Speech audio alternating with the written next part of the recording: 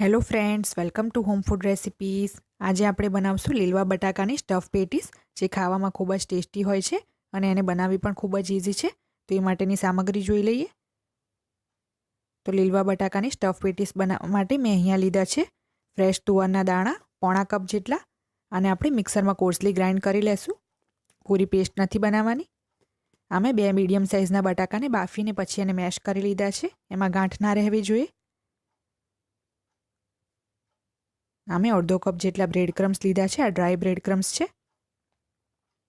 1/3 cup જેટલો મેંદો લીધો છે. 1 મોટી ચમચી જેટલું તેલ, આદુ અને લીલા મરચાંની પેસ્ટ 1 ચમચી જેટલી, સફેદ તલ 1 ચમચી, હિંગ 1/4 ટીસ્પૂન, ગરમ મસાલો 1 ચમચી,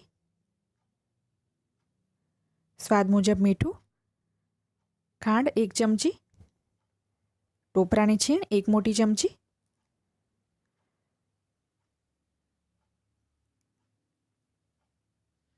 કોર્નફ્લોર 1/2 મોટી ચમચી જેટલો, અને આપણે લોટનું બાઇન્ડિંગ લાવવા માટે યુઝ કરશું. લીંબુનો રસ 1 ચમચી, અને અમે પેટીસને કોટ કરવા માટે ડ્રાય બ્રેડ ક્રમ્સ લઈ લીધા છે. તો હવે આપણે લીલવા પેટીસ માટેનો મસાલો રેડી કરી લેશું.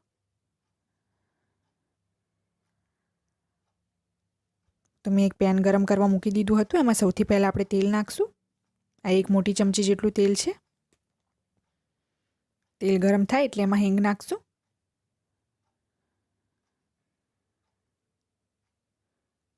હવે એમાં સફેદ તલ નાખી દેશું. તલ તતડી જાય એટલે એમાં આદુ અને લીલા મરચાંની પેસ્ટ નાખી દેશું. અને આ પેસ્ટને હવે આપણે ધીમા તાપે 30 સેકન્ડ સુધી સાંતળી લેશું. એમાંથી રો ફ્લેવર જતી રહેવી જોઈએ.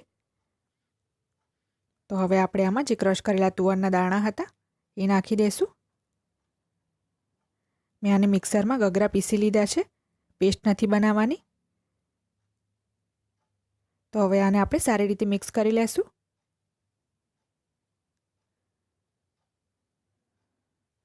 તો મેં આને સરસ મિક્સ કરી લીધું છે. હવે આપણે આના ઉપર ઢાંકણું ઢાંકીને એને ધીમા તાપે 3 મિનિટ માટે કૂક કરી લેશું. તો 3 મિનિટ થઈ ગઈ છે. હવે આપણે ઢાંકણું ખોલી લેશું.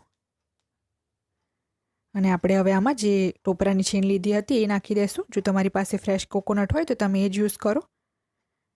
આપણે સેમ સ્ટફિંગ આપણે લીલવાનું જે કચોરીમાં યુઝ કરીએ છીએ એવું જ બનાવવાનું છે. તો મીઠું નાખી દેશું. ગરમ મસાલો નાખી દેશું. ખાંડ નાખશું. અને લીલવા કચોરીની રેસીપી મેં ઓલરેડી ચેનલ પર અપલોડ કરેલી જ છે, અને લિંક પણ હું ડિસ્ક્રિપ્શન બોક્સમાં આપી દઈશ. તમે ચાહો તો જોઈ શકો છો. તો હવે આપણે આમાં લીંબુનો રસ નાખી દેશું.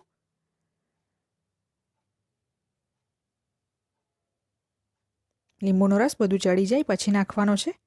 સારી રીતે મિક્સ કરીને આપણે ફરીથી ઢાંકણું ઢાંકીને 5 થી 7 મિનિટ માટે ધીમા તાપે કૂક કરીશું. વચ્ચે આપણે 2 થી 3 વખત હલાવી લેશું જેથી ચોંટે નહીં.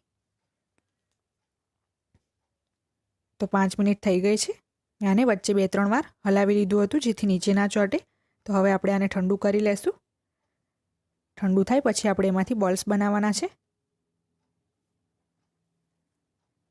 તો જ્યાં સુધી આપણા લીલવાનો મસાલો ઠંડો થાય છે ત્યાં સુધી આપણે આલુનું આઉટર લેયર રેડી કરી લઈએ. તો આ બાઉલમાં બાફેલા બટાકાને કાઢી લેશું આપણે. હવે એમાં મીઠું નાખી દઈશું સ્વાદ મુજબ. અને જે 1/2 મોટી ચમચી જેટલો કોર્નફ્લોર લીધો હતો એ નાખી દઈશું. અને હવે એમાં ડ્રાય બ્રેડ ક્રમ્સ નાખશું. અત્યારે આપણે થોડા જ નાખશું, પછી સારી રીતે મિક્સ કરીને બાકીનું એડ કરીશું. જે રીતે આપણે લોટ બાંધીએ છીએ રોટલીનું એ રીતનું બાઇન્ડિંગ આવવું જોઈએ આનું. હજી પણ થોડા બ્રેડ ક્રમ્સ નાખી દઈશું. તો અડધા કપમાંથી બસ 1 મોટી ચમચી જેટલું જ બ્રેડ ક્રમ્સ રહી ગયું છે. તો હવે સરસ આને મિક્સ કરીને આપણે લોટ જેવું બાંધી લેવાનું છે. તો તમે જોઈ શકો છો મેં સરસ લોટ જેવું બાંધી લીધું છે. તો હવે આપણે જે મોટી સાઇઝના લીંબુ આવે એ રીતનો આપણે આનો ગોળ બોલ્સ બનાવવાનો છે. તો આ રીતના બધા બોલ્સ બનાવી લેશું. મેં બધા બોલ્સ બનાવી લીધા છે. હવે આ જે લીલવાનું સ્ટફિંગ હતું એ પણ ઠંડુ થઈ ગયું છે. તો આમાંથી હવે આપણે નાની નાની ગોળી બનાવવાની છે. ધ્યાન રાખવાનું છે ઠંડુ થાય પછી જ એનું બોલ્સ બનાવશું આપણે. તો આ રીતની નાની નાની બનાવી લેશું બોલ્સ. તો હવે આ જે બટાકાનો બોલ્સ હતો એમાંથી આપણે સેટ ચપટો કરવાનો છે આ રીતે હાથથી, અને વચ્ચે આ લીલવાનો બોલ્સ મૂકી દઈશું આ રીતે.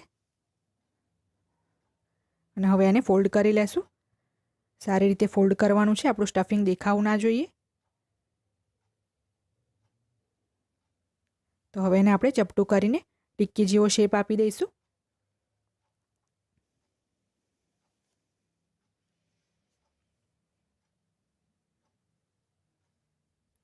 તો આ રીતે આપણે બાકીની બધી જ ટિક્કી કે પેટીસ તમે જે પણ કહો એ રેડી કરી લઈશું. તો તમે જોઈ શકો છો આપણી બધી જ પેટીસ રેડી થઈ ગઈ છે. તો હવે આને આપણે કોટ કરવા માટે સ્લરી બનાવી લઈશું. તો અમે 1/3 કપ જેટલો મેંદો લીધો છે અને આ 1/2 કપ જેટલું પાણી લીધું છે. એ આપણે આમાં ધીમે ધીમે નાખતા જવાનું છે અને એને મિક્સ કરીને એની સ્લરી બનાવશું. સ્લરી આપણે વધારે પતલી કે વધારે ગાઢી એવી નથી રાખવાની, મીડિયમ રાખશું.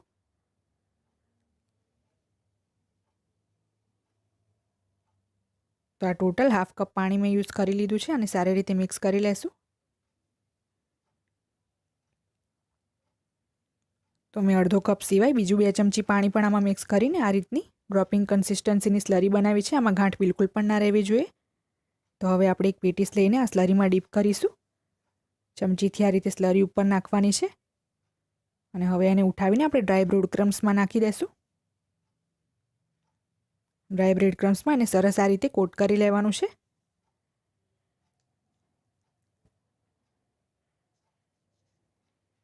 તો આ કોટ થઈ ગઈ છે. હવે આને 2 હાથની વચ્ચે લઈને આ રીતે દબાવી દઈશું જેથી સરસ બ્રેડ ક્રમ્સ ચોંટી જાય.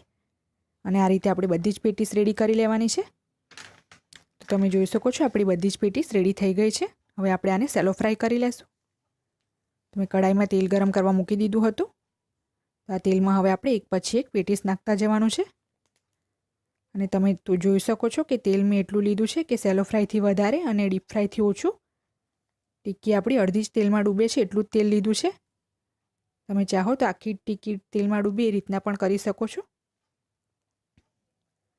તો આના પર આ રીતે તેલ રેડતા જવાનું છે. તરત ચમચો નથી મારવાનો, નહીં તો તૂટી જશે. તો આને આપણે ધીમા તાપે લાઇટ બ્રાઉન કરી લેશું એક સાઈડથી. તો આપણી ટિક્કી એક સાઈડથી લાઇટ બ્રાઉન થઈ ગઈ છે અને આપણે બીજી બાજુ ફેરવીને બીજી બાજુથી પણ આપણે સરસ લાઇટ બ્રાઉન કરી લેશું.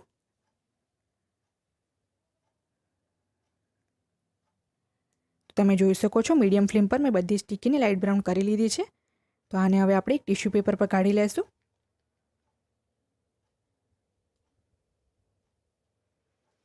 તો ફ્રેન્ડ્સ રેડી છે આપણી લીલવા આલુની સ્ટફ પેટીસ કે ટિક્કી, તમે જે પણ કહો. આ ખૂબ જ ટેસ્ટી લાગે છે, ઉપરથી ક્રિસ્પી અને અંદરથી સોફ્ટ હોય છે. તો તમે પણ આ રેસીપીને ચોક્કસથી તમારા ઘરે ટ્રાય કરો. તો જો તમને મારી આ રેસીપી પસંદ આવે તો મારી ચેનલને લાઇક, શેર અને સબસ્ક્રાઈબ કરવાનું બિલકુલ ના ભૂલશો. સબસ્ક્રાઇબ બટનની બાજુમાં જે બેલ આઇકન છે એને પણ ક્લિક કરો જેથી તમને મારા દરેક વિડીયોની નોટિફિકેશન મળતી રહે. જો તમારે મારો આ વિડીયો હિન્દીમાં જોવો હોય તો એની લિંક મેં ડિસ્ક્રિપ્શન બોક્સમાં આપી દીધી છે.